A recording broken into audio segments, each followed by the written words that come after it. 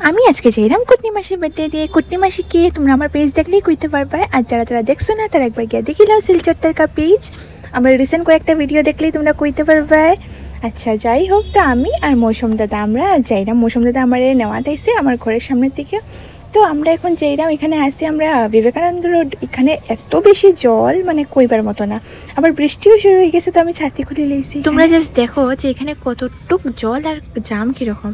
আমরা ভাবছি আমরা একটু ডাইরেক্ট রাস্তা নাই, আমরা ঘুরিয়ে এতে জাম কম পাইম, কিন্তু এখানে তাই আমরা জলে ডুবে গেছি পুরা। তো যাই হোক, তারপরে এখানে আধা ঘন্টা 45 মিনিটসের মতন আমরা আসলাম। তারপরে আমি গেছি এখানে, আবার পরে দেখলাম যে আমার দিদি তারা ব্লগ বানায়। তো আমরা আবার আগে তারা রেডি আসলো, আর আমি ওইদিকে ভিডিও বানিয়ে আইতে আসলাম। তো আমি আর মৌসুম দাদা আইসি। মৌসুম দাদা তো পাও বড়ি গেছে একদম। তো এরপরে দেখি আমরা এখানে যে বার্থডে গার্ল আমরা কুটনি মাসি। তো আজকে দিনাদিদির দেখে আমার না কুটনি মাসি কইবার ইচ্ছা করতে আসলে না, কারণ দিনাদিদির এত সুন্দর লাগতে আসলো।